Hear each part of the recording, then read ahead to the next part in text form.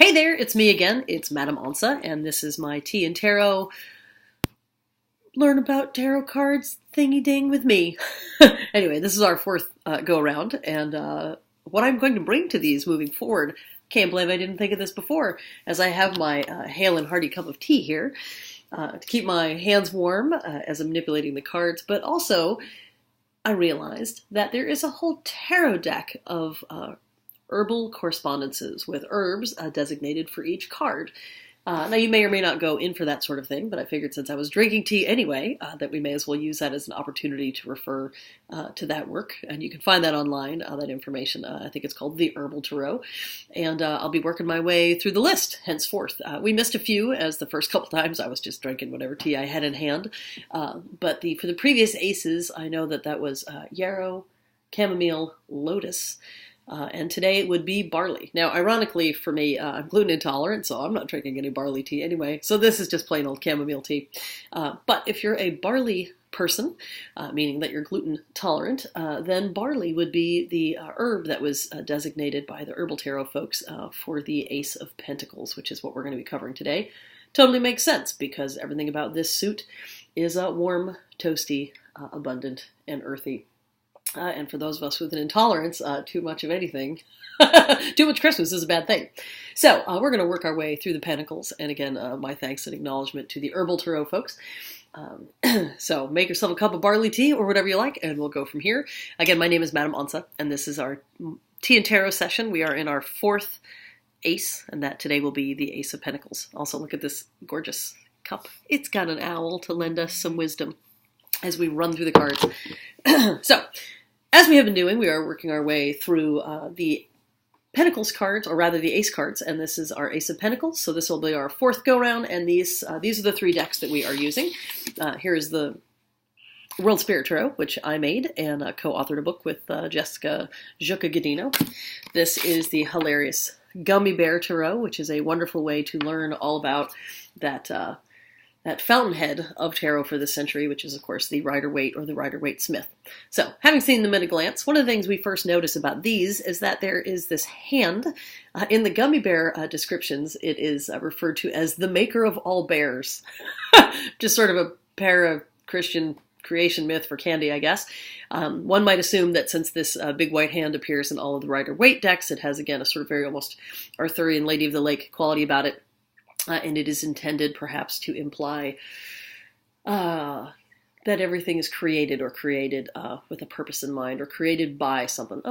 You might almost say intelligent design, if you want to go that route with it.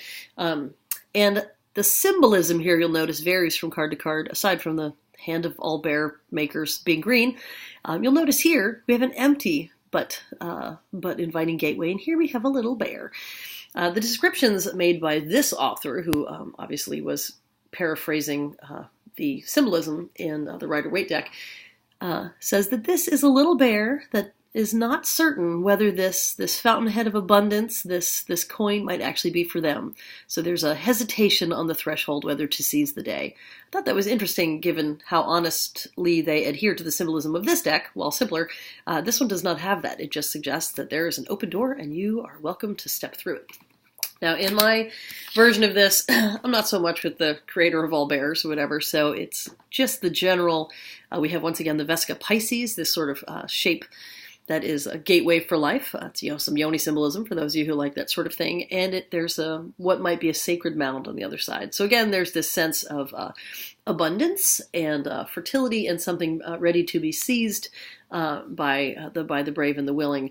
But I opt to sidestep all of that notion that perhaps things are already written.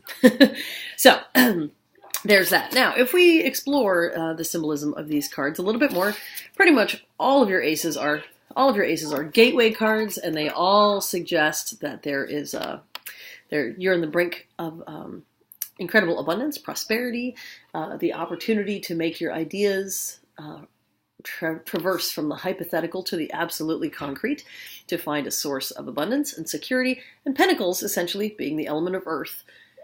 I should also mention represent health and wealth. So it's for Dungeons and Dragons type people, I describe it as gold pieces and hit points.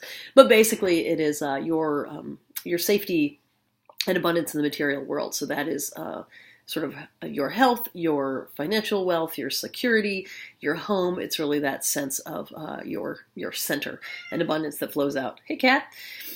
Sorry, I'm talking up a storm. Tea. And there's a cat. Weenie ween. Speaking of home. So, in essence, anyway, aces are always that moment in time where you are standing on the brink, and it is up to you whether you're bold and brave enough to step through and seize the brass ring, as it were. And pentacles, being about the material world, usually have something to do with making something real, making something concrete, building a home, investing in a project, building a nest egg. You know, there's something or investing in yourself in terms of physical wellness. It can even be relevant to fertility.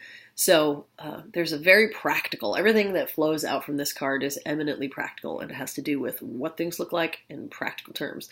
At its worst, again, it is being stubborn and unwilling to change in the face of the facts, but at its best, it is a steady progress towards the stability and security that may be yours. So, hope that makes sense, because 6 minutes have already gone by. As always, feel free to share with me any questions. Oh, I should also mention, in many decks they're called pentacles. Hey, look, a pentacle. But they're also called coins, stones, discs. They're not the symbolism for me of pentacle in terms of earth, air, water, fire, spirit. Not entirely sure how that got grafted onto this element, specifically of earth. But for me, as an illustrator, pentacles were far more uplifting and interesting to draw than 5 rocks. Now, for tarot artists and people of metaphysical inclination who are super into rocks, maybe you could make some incredible art with that. I don't really speak rock, so it was definitely pentacles was the choice for me, and it was also staying within this traditional canon, giving all props to Pamela Coleman Smith. So, if you have any questions, feel free to give me a ring. What do you call it? Contact me on the internet.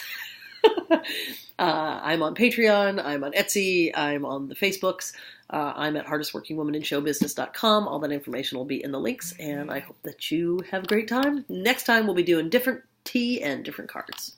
Bye.